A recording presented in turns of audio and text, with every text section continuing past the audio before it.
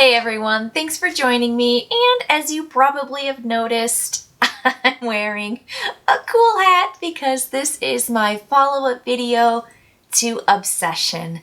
I have received and played both of the expansions, the Upstairs Downstairs expansion and the Wessex expansion, along with playing a solitaire game, and I can't wait to tell you about all those new components and new elements to the game and new experiences for me as I show you all of the cool components and stuff that comes with those expansions.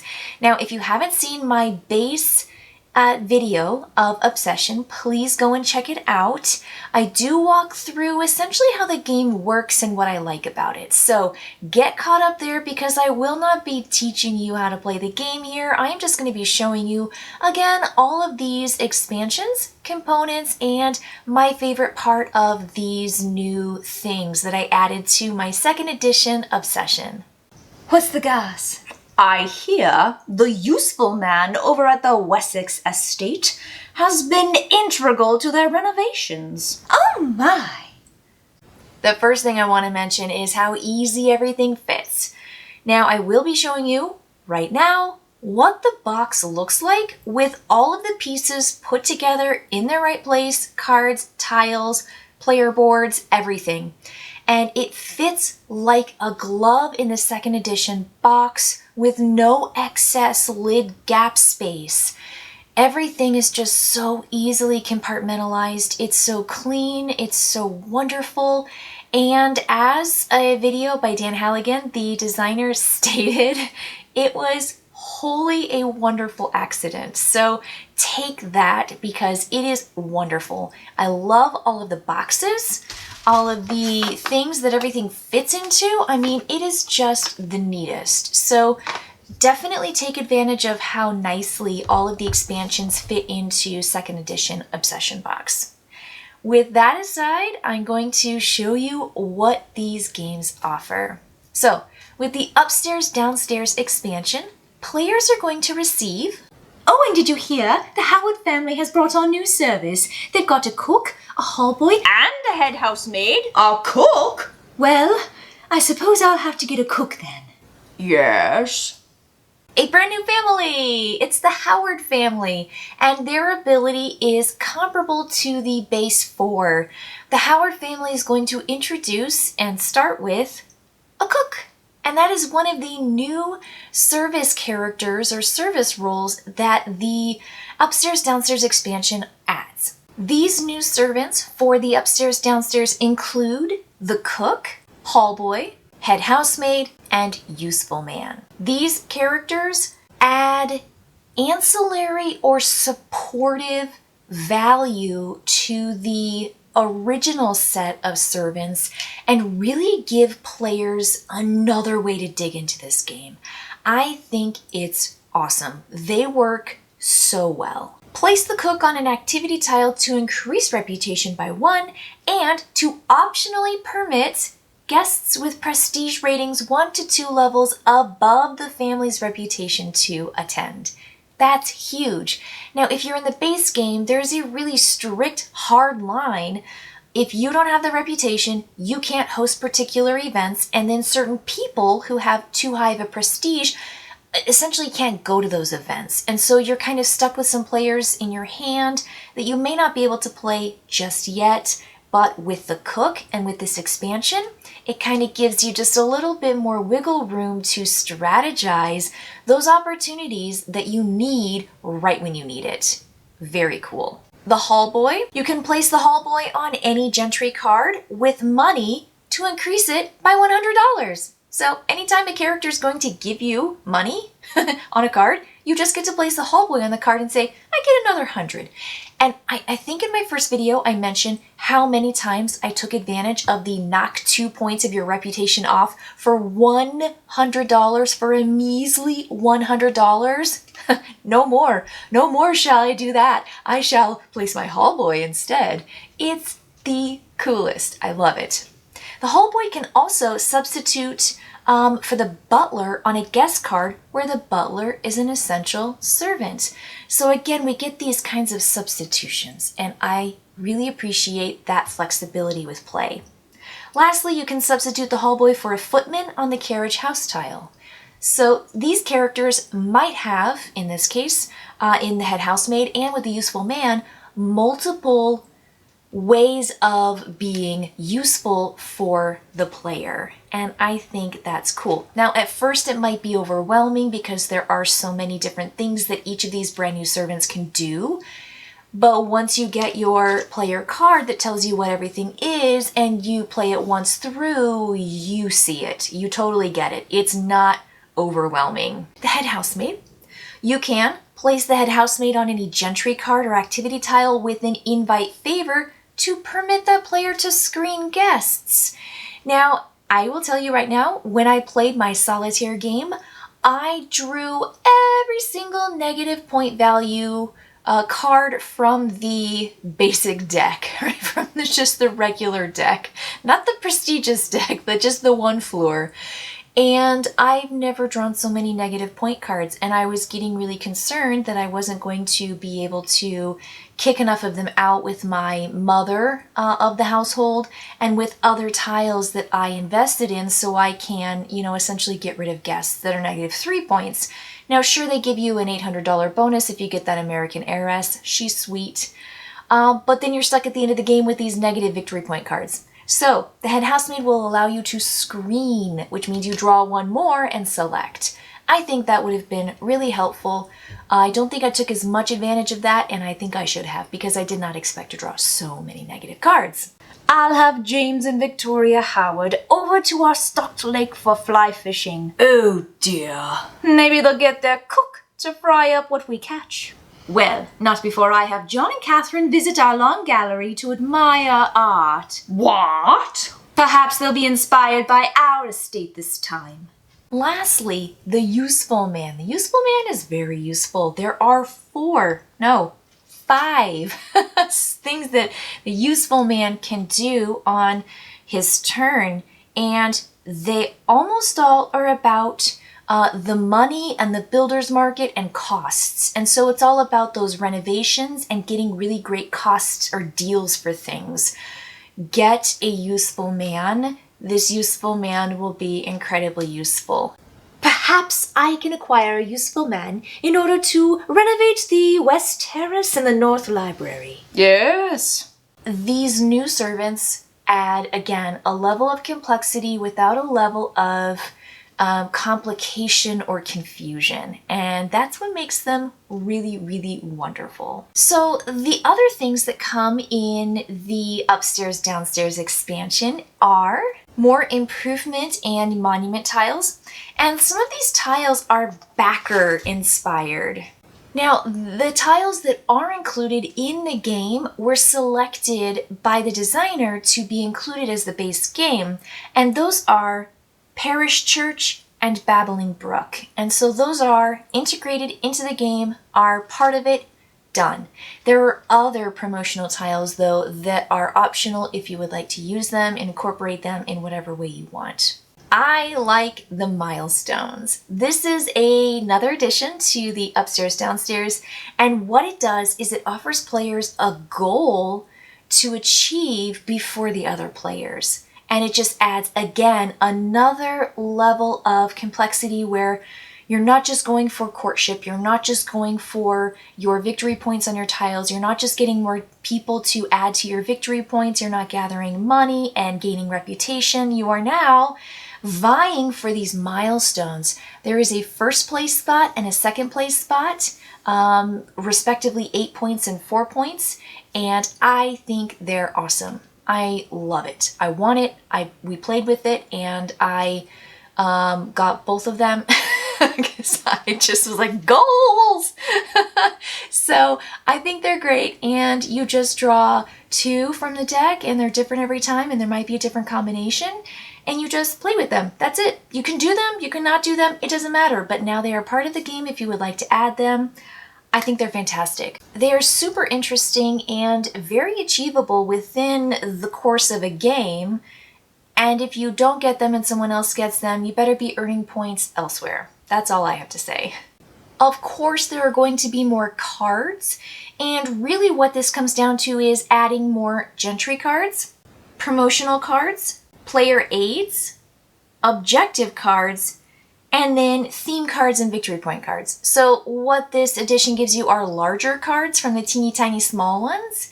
And so if you want to play with the slightly larger cards because they're hard to pick up, then you can play with those, but you can also just play with the original tiny set that are super cute, and I love them. So I always play with the tiny ones. So that's my preference, but the expansion here gives you those slightly larger cards, and then everything else just incorporates all of these new expansion elements with the new tiles and with the new servants. And so you're going to find that your objective cards now reflect the new content. So just make sure you play with the new objective cards and don't leave those out, because then players are not going to be earning points or rewarded for taking advantage of the new expansion elements. Lastly, there is a new board, and this board essentially is for the Solo Estate Challenge, SEC, and the Tableau Obsession. And it gives you the standard game, the extended game, and then it also gives you an extended track for the regular Alderley Hall. So now you've got essentially 2 double-sided boards that you can play with as your round track marker. Just make sure that you know which board you're using so that you get everything set up correctly.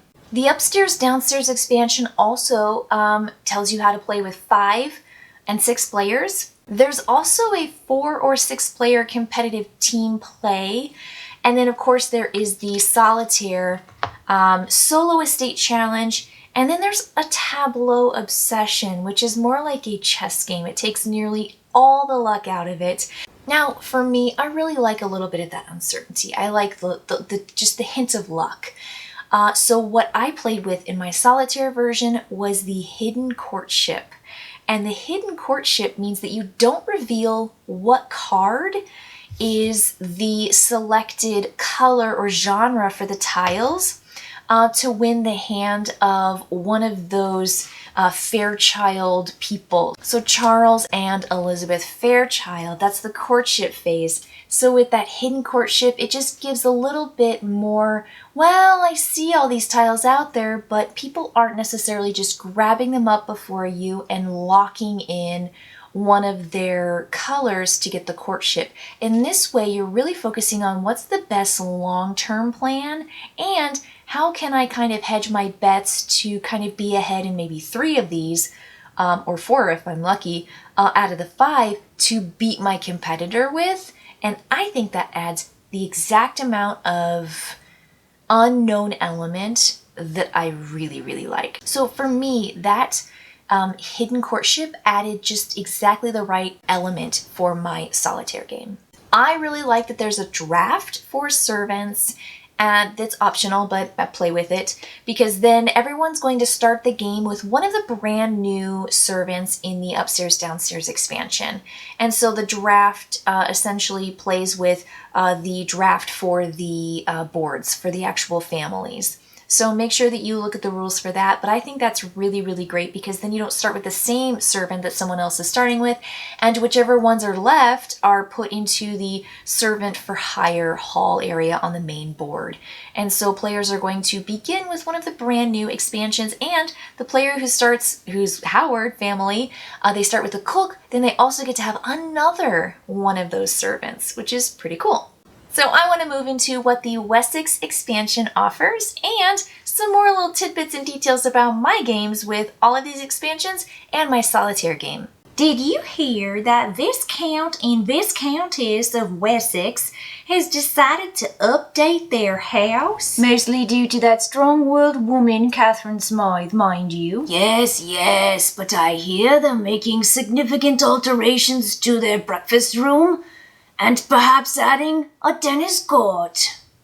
With the Wessex expansion, you guessed it, the Wessex family. Now, their bonus is that they get to pick between one of 2 tiles to directly add to their estate to start the game with So cool.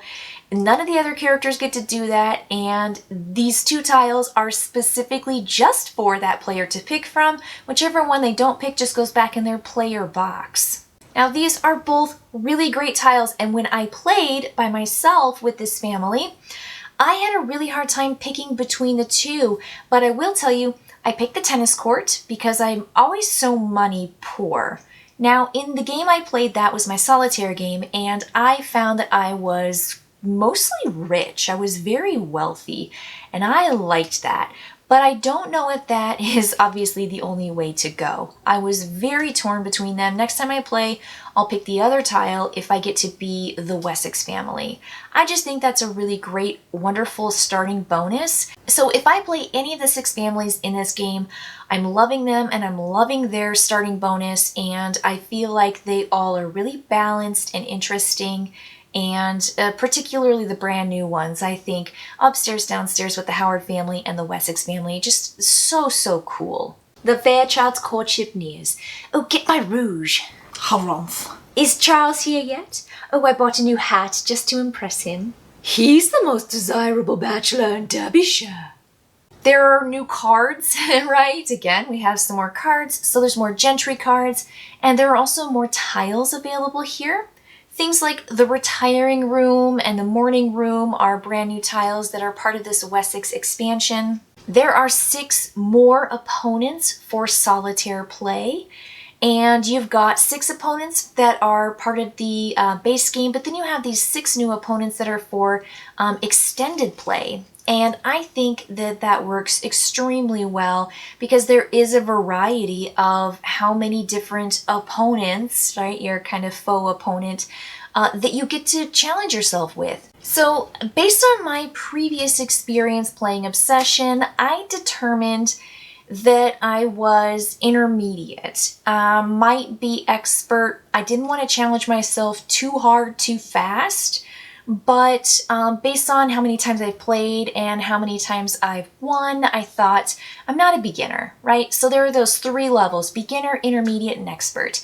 And so I went with one of the intermediate families that I thought was kind of like right down the middle. So I played the Cornwallis family with their 102 victory point goal and with their tableau of season 1, 2, 3 final season courtship. Now I did want to play with the courtship because I told you I wanted to play with the hidden courtship, and I thought that was a really wonderful variant, added a lot of kind of uncertainty and excitement to the game.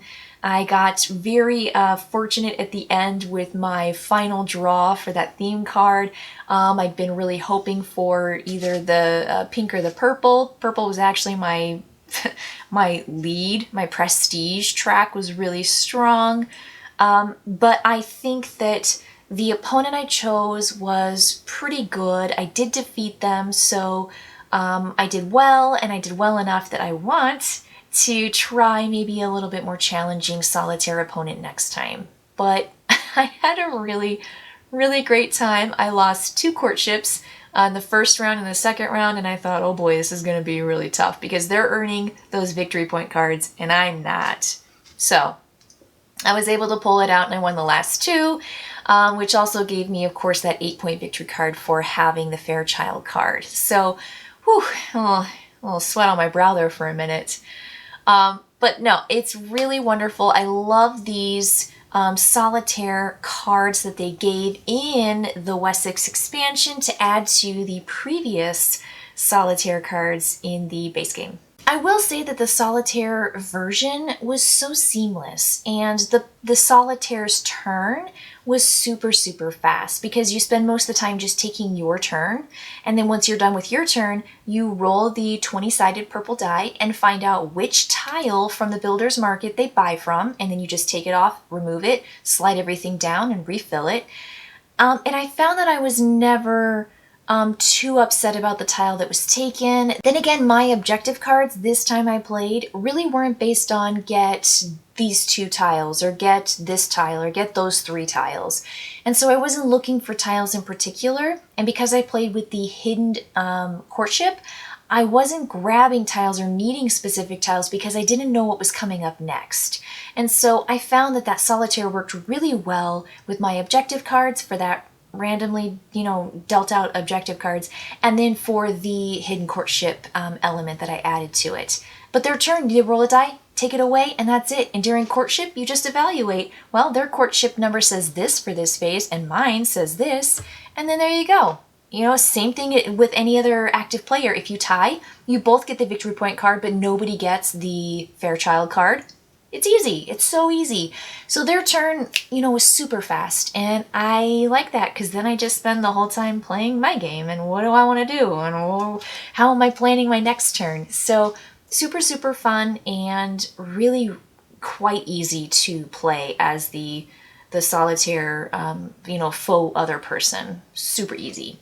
Ultimately, with all of this together, Wessex added with the upstairs, downstairs, the base game, second edition, this game could be the only game I play for the rest of the year. I mean, like when I set it up, I just want to keep trying and keep playing, and it doesn't matter.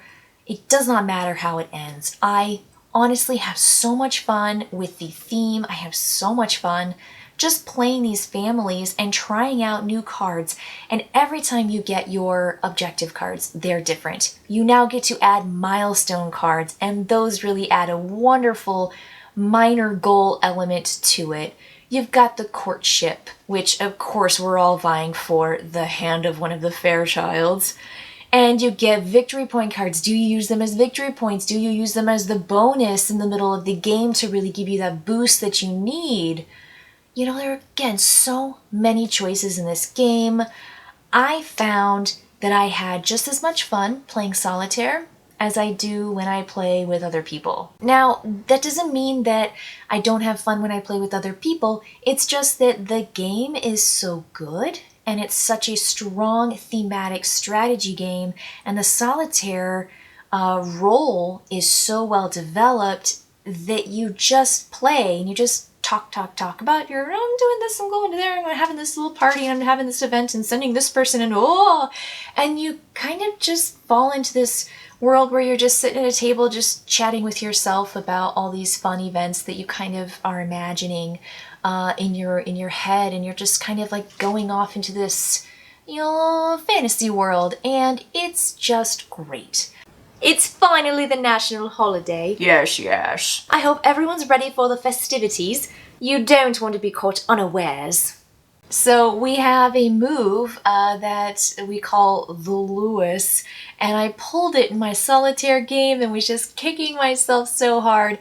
It's the national holiday, and in the national holiday you get to have any event and invite any guest that you want. And it doesn't matter what the reputation level is of any of those, particularly where you are. That's like the free round, that I get to do these 6 cards that I've got, and I can take my 6th tile. I've got my French garden. I'm going to go and do that. And the Lewis move is when you essentially can't do your national holiday because of your cards, because of your unavailable servants, or because you don't have a tile that is worth flipping. And so you kind of pass. It's the saddest round ever.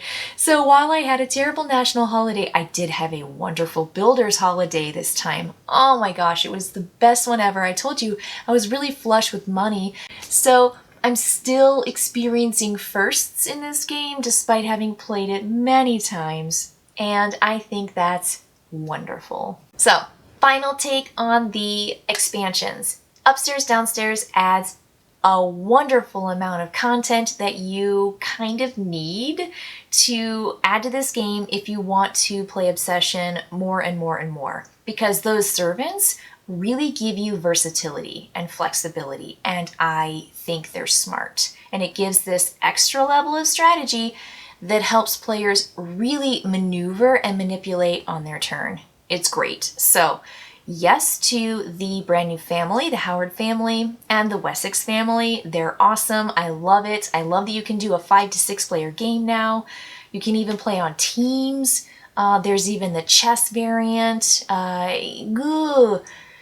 It's wonderful. So both of these expansions are well worth your investment, and they fit perfectly into the box, and you will never want to play another game again. And if you're me, you'll get caught in a solitaire loop. So, if you don't see any videos from me for a while, it's probably because I'm just sitting downstairs playing Obsession Solitaire. So, thanks, Dan.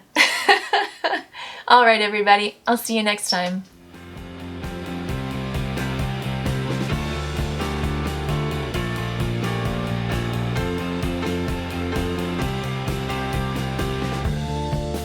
Oh, I don't even have a North Library.